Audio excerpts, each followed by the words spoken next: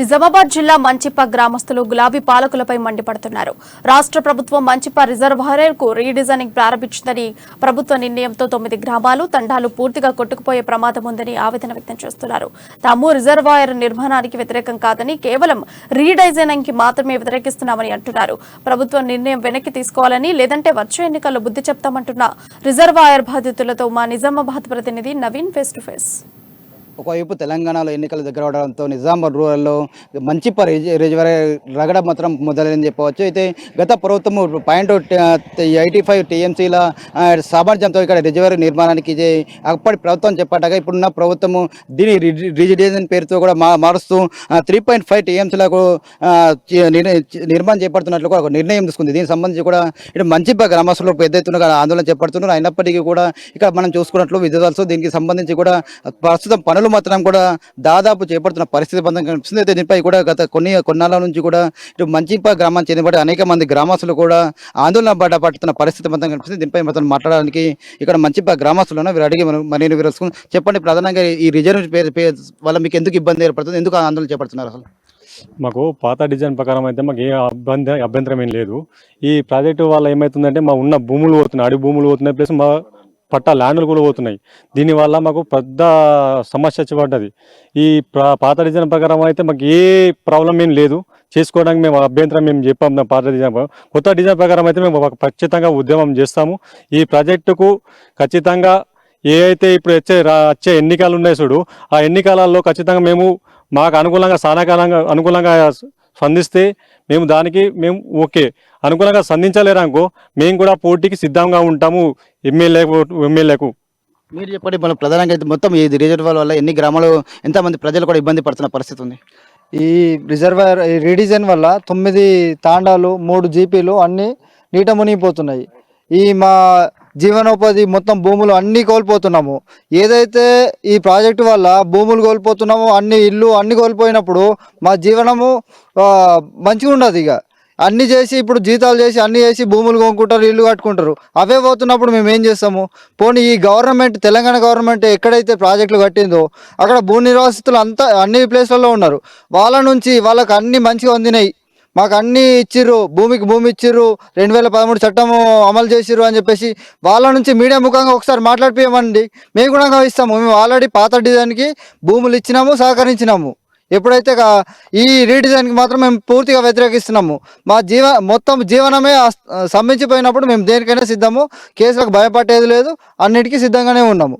మీరు చెప్పండి, ప్రధానంగా మన రిజర్వాయర్ నిర్మించాలంటే ఇక్కడ ఉన్న ప్రజల అభిప్రాయం సేకరించాలా? ఇంతవరకు మీ అభిప్రాయం ఏమైనా సేకరించారా? దీనివల్ల రిజర్వాయర్ వల్ల ఎన్ని గ్రామాల ప్రజలు ఇబ్బంది పడుతున్న పరిస్థితి ఉంది? అభిప్రాయము 2006లో సేకరించారు. వైఎస్ రాజశేఖర రెడ్డి ఉన్నప్పుడు వచ్చిర్రు ఇక్కడ ఆయకట్టు కట్టాలి, ఇక్కడ 2 చెల్లు ఉన్నాయి కాబట్టి హైట్ మీద ఉంటుంది మంచి పని చెప్పేసి ఇక్కడ 2 చెల్లుని లింక్ చేసి 184 ఎకరాలకు నీళ్ళు ఇవ్వచ్చు. బాల్కొండ, మెట్టిపల్లి రూరల్ కాన్స్టిట్యున్సీ, ఆరుమూరుకు అని చెప్పేసి వాళ్ళు ఇక్కడ శంకుస్థాపన చేసి వెళ్ళారు. అప్పుడు మా గ్రామంలో 150 ఎకరాలు స్వచ్ఛందంగా ఇచ్చి సహకరించారు. అప్పుడు ఏమైపోయింది, 80% వర్క్ కంప్లీట్ అయిపోయింది 2014 లోపు. ఖాళీ 20% పని ఉంది. అది ఒక 300 కోట్లు ఇస్తే అయిపోయేదాన్ని ఈ టీఆర్ఎస్ ప్రభుత్వం వచ్చిన తర్వాత దాన్ని పెండింగ్లో పెట్టేసింది 2 సంవత్సరాలు. ఫస్ట్ ఆ 2 సంవత్సరాల్లోనే రూరల్ మొత్తం ఈ 180 ఆయకట్టు కంప్లీట్ అయిపోతుండే. ఆ 2 సంవత్సరాలు పెండింగ్ పెట్టి 2016 తర్వాత 2017లో స్టార్టింగ్లో ఏం చేసారు, రీడిజైన్ అని చెప్పేసి మమ్మల్ని ముంచేస్తా అని చెప్పేసి ఒక ప్రణాళిక తీసుకొచ్చారు. రీడిజైన్ చేస్తున్నాం, మీరు సహకరించాలా. ఈ 9 తండాలు పోతాయి, 1400 పట్టా భూమి పోతాయి, 3 గ్రామ పంచాయతీలు, అడవి భూమి, అడవి సంపద పైన అనేక కుటుంబాలు, ఇవన్నీ కూడా మీరు మాకు సహకరించని చెప్పేసి వాళ్ళు వస్తే మేమేమన్నామంటే పాత డిజైన్ ప్రకారం కూడా ఆయకట్టు అదే ఉంది, రీడిజైన్ కూడా అదే ఆయకట్టు ఉంది, పెరగడం లేనప్పుడు కట్టడం ఎందుకంటే వాళ్ళ దగ్గర అప్పటి నుంచి క్లారిటీ లేదు. అప్పటి నుండి ఇప్పటి వరకు కూడా అనేక ఉద్యమాలు చేసి అనేక అక్రమ కేసులు పెట్టినా కూడా భయపడకుండా ప్రాజెక్ట్ని ఇప్పుడు ఆపుకున్నాం. అది సంవత్సరం నుండి ఆగి ఉంది. ఎందుకంటే ఇప్పుడు ఏం చెప్తున్నారు, ఎలక్షన్లు వచ్చేసినాయి, ఇక మాయమాటలు చెప్తున్నారు. మేము దాన్ని చర్చిస్తున్నాము, చర్చల్లో ఉన్నది. ఎలక్షన్ అయిపోయిన తర్వాత గదే పాత డిజైన్లు చేస్తామని చెప్పేసి ఇప్పుడు ఎమ్మెల్యే అప్పుడప్పుడు ఇట్లా మీడియా ముఖంగా చెప్తున్నాడు. మరి ఆ జీవో ఏదైతే ఉందో 840 దాన్ని రద్దు చేయు. పాత జీవో 238 ఉన్నది, దాన్ని మళ్ళీ రెన్యువల్ తీసుకొచ్చి మళ్ళీ దాన్ని అదే కొనసాగించు. పాత డిజైన్ వల్ల ఆయకట్టు ఉంది సేమ్. మళ్ళా బాల్కొండ నియోజకవర్గం అని చెప్పేసి వేముల ప్రశాంత్ రెడ్డి మంత్రి గారు దాన్ని తీసుకెళ్ళారు. అటు వాళ్ళ కాన్స్టిట్యున్సీకి 80,000 ఎకరాలకు సపరేట్ తీసుకుపోయిండు కెనాల్ నుండి. ఇప్పుడు వాళ్ళకు కూడా వాటర్ వచ్చేసినాయి, 80,000 ఎకరాలకు పార్గం అవుతుందని చెప్పేసి అంటున్నారు. మరి కేవలం ఇంకా 1,00,000 ఎకరాలే 1,00,000 ఎకరాల కోసం నువ్వు ఇక్కడ 3.5 కట్టడం ఎందుకు? ఇంకా తగ్గించాలా. 0.84 ఏదైతే ఉందో అది దాన్ని 0.84 1,84,000 డిజైన్ చేసినప్పుడు 84 కూడా ఇప్పుడు అవసరం లేదు, ఇంకా తగ్గించాలి. ఎందుకంటే 80,000 ఎకరాలు ఆల్రెడీ అట్లా వెళ్ళిపోతున్నాయి. 1,00,000 ఎకరాలు రూరల్ కాన్స్టిట్యున్సీకే ఓన్లీ. అది సిరికొండ, దర్పల్లి, జక్రన్పల్లి, ఇందల్వాయి, డిచ్పల్లి, నిజామాబాద్ రూరల్ మోపాల్ మండలికి. దానికోసం ఇంకా నువ్వు తగ్గించకపోను సరే, పాత డిజైన్లో కూడా మేము ఒప్పుకున్నాం కాబట్టి అదే డిజైన్తో కూడా నువ్వు తీసుకెళ్ళొచ్చు. దీన్ని కేవలం వాళ్ళ కమిషన్ల కొరకు 3.5 వేసి మమ్మల్ని ముంచా అంటే మాత్రం మేము ఊరుకునే లేదు. ఇన్నొద్దులు కూడా మరి మీకు ఎన్నోసార్లు ఉద్యమం చేసి కూడా మేము చేసినప్పటికీ మీరు కేసులు పెట్టినా కూడా మేము ఓర్చుకున్నాము. ఇప్పుడు మాత్రము ఎలక్షన్ ఉంది కాబట్టి రూరల్ ప్రజలందరూ కూడా గమనించి మాకు మద్దతుగా నిలబడి ఏదైతే వీళ్ళు అక్రమంగా కడుతున్నారో దానికే మేము వ్యతిరేకము. పాత డిజైన్కి మేము 100% సహకరిస్తున్నాము. మీకు 2016లో మీకు సాగునీరుకి నీళ్ళు అందించే వాళ్ళని వీళ్ళు బొందబెట్టిరు. ఈ ప్రభుత్వం కేవలం మీకు అక్కడ బొందబెట్టిరు, మాకు ఇక్కడ సమాధులు చేద్దామని చూసిరు. కాబట్టి రూరల్ ప్రజలు గమనించండి, ఈ ఏదైతే టీఆర్ఎస్ ప్రభుత్వం ఉందో కేవలం అలా ఒక కమిషన్ల కొరకే, కాళేశ్వరం అనేది మొత్తం కమిషన్ల కొరకే కట్టేసి మనల్ని ముంచుతుంది. కాబట్టి మీకు నీళ్లు రావాలన్నా కూడా ఇంకో 6 నెలల లోపల ఖచ్చితంగా ఇదైతే ఈ ప్రభుత్వం ఓడిపోతే నెక్స్ట్ ఏ ప్రభుత్వం వచ్చినా 6 నెలల లోపల మీకు నీళ్ళు వస్తాయి పాత డిజైన్లనే. ఈ ప్రభుత్వం వస్తే మాత్రం ఇంకా ఎప్పటికి కూడా నీళ్లు రావు. ఎందుకంటే మేము ప్రాణాలను తెగిస్తాం కానీ ఈ ప్రాజెక్టు కానియం, మళ్ళీ మీకు నీళ్లు కూడా రావు. కాబట్టి గమనించండి, ఖచ్చితంగా పాత డిజైన్కి మేము సహకరిస్తున్నాం. రూరల్ ప్రజలు కూడా మాకు ఓట్లే ఏదైతే ఈ ప్రభుత్వానికి బొంద పెట్టండి, ఓట్లు వేయకుండా చూడండి. మా 10,000 జనాభాను కూడా కాపాడుకోండి. ఒకవేళ మేము కూడా అప్పటి వరకు ఈ ప్రభుత్వం రద్దు అయ్యేంత వరకు మరి జీవో రద్దు చేయకుంటే ఖచ్చితంగా ఎమ్మెల్యే మీద, సీఎం మీద ఇక్కడనే కామ్రేడ్కి వచ్చిండు, మాకు దొరికిండు, దగ్గరలో ఉన్నాడు కాబట్టి అక్కడ 200 నామినేషన్లు ఇక్కడ 100కు పైగా వేసి మొత్తం దేశం మొత్తం కూడా తెలియజేసి వీళ్ళకి మాత్రం బొంద పెట్టే ప్రసక్తి లేకుండా మేము వదిలిపెట్టేది లేదు. కాబట్టి ఖచ్చితంగా వీళ్ళకి గుణపడని చెప్తాము.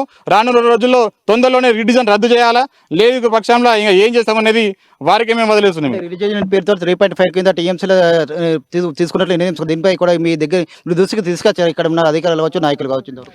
ఏ అధికారులు ఏ నాయకులు కూడా వచ్చిర్రు, కలెక్టర్ 2-3 సార్లు మంచి బాగా వచ్చిర్రు, మరి అడిషనల్ డీజీపీ అందరు వచ్చిర్రు. క్లారిటీ లేదు వాళ్ళకు కూడా తెలుసు, వాళ్ళ మనసుకి తెలుసు, కలెక్టర్కి తెలుసు, ఖచ్చితంగా తెలుసు. ఇరిగేషన్ డిపార్ట్మెంట్ మొత్తం వచ్చింది. ఈ రీడిజైన్ వల్ల ఆయకట్టు మార్పులే అని చెప్పేసి ముఖం చాటేసి వెళ్ళిపోయారు. సమానం చెప్పలే జనాలకు. ఏం చేసిర్రు, కేసులు పెడదాం, ఎవరైతే మాట్లాడుతారో వాళ్ళని బొంద పెడదాము, మిగతాలని మల్లన్న సాగర్ ఇట్లా ఉంచిరు, మొత్తం ముంచేసిరు. ఇలా వాళ్ళ బతుకులు ఆగమైపోయినాయి. మల్లన్న సాగర్లో మేము మొత్తం క్లారిటీగా వెళ్ళి చూసొచ్చినాము. మా గ్రామ పంచాయతీ నుండి 4 బస్సులు పెట్టి మల్లన్న సాగర్లో చూసినాము. ఎటువంటి పరిహారం కూడా అందించలే. 2013 చట్టం ఎక్కడ కూడా సాల్వ్ చేయలే. భూమి ఇల్లుకి ఇల్లు ఎక్కడ కూడా ఇయ్యలేరు వీళ్ళు. మళ్ళీ ఇక్కడ అవసరమే లేదు ఆయకట్టులు. కాబట్టి మేము ఖచ్చితంగా దీనికి వ్యతిరేకమే. మీరు చెప్పేది క్లారిటీగా చెప్పండి. క్లారిటీ లేదు మీ దగ్గరనే, మేమే సహకరించాలి మీకు. కాబట్టి ఖచ్చితంగా దీన్ని వ్యతిరేకిస్తున్నాం. రూరల్ ప్రజలు మాత్రం ఖచ్చితంగా ఈ ఎమ్మెల్యే గారిని ఓడగొట్టాలి, లేదంటే మీకు జీవితంలో కూడా నీళ్లు రావు. ఎందుకంటే 10 ఏళ్ళు నీళ్ళు రానప్పుడు మళ్ళీ రేపు ఏ ముఖం పెట్టుకొని మీకు ఓట్లు అడుగుతారనేది గమనించండి. ఖచ్చితంగా ఈ ఎమ్మెల్యేని ఓడగొట్టండి. 6 నెలల లోపల మా మంచి సహకరించి మీకు నీళ్ళు అందిస్తాము. ఎటువంటి ఇందులో లేదు, ఎటువంటి అభ్యంతరాలు మాకైతే లేవు. ఇక్కడ 10,000 జనాభాలను మీరు కాపాడిన వాళ్ళు అవుతారు, మీకు నీళ్ళు వచ్చిన వాళ్ళు అవుతారు. కాబట్టి ఈ ప్రభుత్వానికి మాత్రం ఈ ఒక్కసారి మాత్రం ఓటేయకండి అని చెప్పేసి మీ మీడియా ముఖంగా ధన్యవాదాలు చేస్తున్నాం, దండాలు పెడుతున్నాం. మీరు చెప్పిన ప్రధానంగా ఇక్కడ సంబంధించి కూడా మీ రిజర్వేషన్ పేరుతో జరుగుతున్న దానికి కూడా మీరు వ్యతిరేకిస్తూ చాలా వరకు ఉద్యమాలు చేశారు. ఇక్కడ స్థానిక ఎమ్మెల్యే కావచ్చు, ఇప్పుడు మీ ఓటేసిన గెలిపించిన ఎమ్మెల్యే ఇంతవరకు మీ దగ్గరికి వచ్చారా? వాళ్ళు ఏమంటున్నారు సార్? ఇప్పటి వరకు 2014లో గెలిచిన ఎమ్మెల్యే గారు ఏ రోజు కూడా ఈ ప్రాజెక్టు ఉద్యమం మొదలైనప్పటి నుంచి నేనున్నాను, మీకు భరోసా ఇస్తాను, ప్రాజెక్టు పాత డిజైన్ ప్రకారంగా చేయించుకుంటాము, రిడిజన్ రద్దు చేస్తామనే మాట ఇప్పటిదాకా అనలేదు. కావాలని చెప్పేసి బెదిరింపులతోటి మా మీద ఏం చేస్తున్నారంటే లేనిపోని కేసులు పెట్టి రిమాండ్లు పెట్టించారు మాకు. కాబట్టి మేము ఒకటి చెప్తున్నాం, రూరల్ ప్రజలకి, అదేవిధంగా ఏవైతే మా తండాలు ఉన్నాయో మొత్తం 9 తండాలు, మంచిప గ్రామ పంచాయతీ, ఇవన్నీ కూడా రీడిజన్లో మునిగిపోయి సమాధులు చేయడానికే టీఆర్ఎస్ గవర్నమెంట్ కంకణం కట్టుకున్నది. దేని కొరకు? ఇది కమిషన్ల కొరకు. 1100 కోట్లతోటి పూర్తి ప్రాజెక్టుని 3,500 కోట్లతోటి చేయడానికి పూనుకొని ఈ 10,000 జనాభాను ఈ రిడిజన్ పేరుతోటి సమాధులు చేయడానికి పూనుకుంటే 2016 నుంచి ఉద్యమాన్ని ఉధృతం చేసి ఇప్పటిదాకా మేము ఈ ప్రాజెక్టును ఆపుకున్నాం. ఇక ముందు కూడా టీఆర్ఎస్ గవర్నమెంట్ వస్తే ఈ ప్రాజెక్టును కానివ్వము. కాబట్టి దయచేసి అందరు గమనించాలా, రూరల్ ప్రజలందరూ కూడా 7 మండలాల్లో ఉన్న రూరల్ ప్రజలందరూ కూడా గమనించాలి. మేము పాత ప్లాన్ ప్రకారం నడిచే ప్రాజెక్టుకు వ్యతిరేకం కాదు. ఒకవేళ అది 2016లోనే మీకు నీళ్ళు వచ్చేవి పాత ప్లాన్ ప్రకారంగా. ఈ టీఆర్ఎస్ గవర్నమెంట్ వచ్చేసి వాళ్ళ కమిషన్లు రావని చెప్పి వాళ్ళు ఏం చేశారు, మాకు ప్రాజెక్టు ఉద్యమం పేరు మీద ఏం చేశారంటే పార్టీల రంగు పూశారు. వీళ్ళు కాంగ్రెస్ వాళ్ళు, బీజేపీ వాళ్ళు కావాలని చెప్పేసి ఈ ప్రాజెక్టును కానివ్వకుండా అడ్డుకుంటారని చెప్పేసి మా మీద అక్రమ కేసులు పెట్టి రిమాండ్కి పంపించారు. కాబట్టి అర్థం చేసుకోండి, ఈ 10,000 జనాభా బతకాలి, మీకు నీళ్లు రావాలంటే రానున్న ఎలక్షన్లో ఈ టీఆర్ఎస్ గవర్నమెంట్ ఓడగొట్టాలి. అదేవిధంగా రూరల్లో ఎవరైతే టీఆర్ఎస్ తరఫున నిలబడతారో ఆ దొంగన కొడుకులు కూడా ఓడగొట్టాలి. ఓడగొడితేనే మా బతుకులు బాగుపడతాయి. ఒకవేళ అనుకోని పరిస్థితుల్లో ప్రజలు కూడా మాకు అన్నీ వస్తున్నాయి ఫ్రీగా అని చెప్పేసి ఈ రోజులు ఏమైంది, దేశాన్ని సర్వనాశనం చేయడానికి అన్ని పార్టీలు కూడా ఉచితాలు ప్రకటించాయి. వాళ్ళ అబ్బా సొమ్ము అది ఉచితాలు ప్రకటించడానికి. మన ప్రజల సొమ్ముని మనకు పంచి బానిసలుగా చేసి మనతో ఓట్లు వేసుకొని గెలిపించి మన బతుకులు ప్రాజెక్టులో సమాధానం చేయడానికి పూనుకుంటున్నాయి. కాబట్టి ప్రజలందరూ కూడా చైతన్యవంతులై ఈ వాస్తవాన్ని గ్రహించి రేపు రీడిజన్ని కూడా వ్యతిరేకిస్తూ ప్రజలందరూ కూడా నీళ్ళు వచ్చే విధంగా మాకు కాపాడాలి. రూరల్ ప్రజలకు అందరూ కూడా ఎవరైతే టీఆర్ఎస్ గవర్నమెంట్ ఓటేయకుండా మనకు నీళ్లు రావాలంటే ఆ టీఆర్ఎస్ గవర్నమెంట్ ఓటేయద్దు. దాని ద్వారా మా 10,000 జనాభా కూడా జీవితాంతం హ్యాపీగా ఉంటారు. మీ అందరికీ రుణపడి ఉంటాం. కాబట్టి అర్థం చేసుకోండి, మా ఉద్యమానికి సపోర్ట్ చేస్తూ ఈ 3.5 టీఎంసీని రద్దు చేసేదాకా మా ఉద్యమం ఆగదు.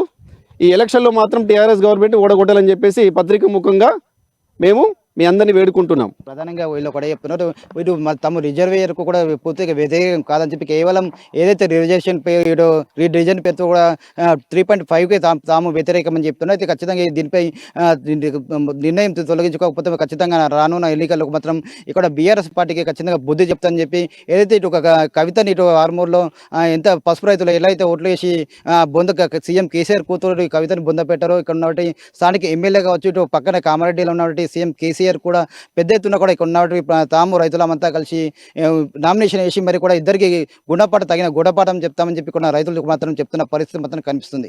కెమెరామెన్ మైపల్తో నవీన్, అమ్మనూస్.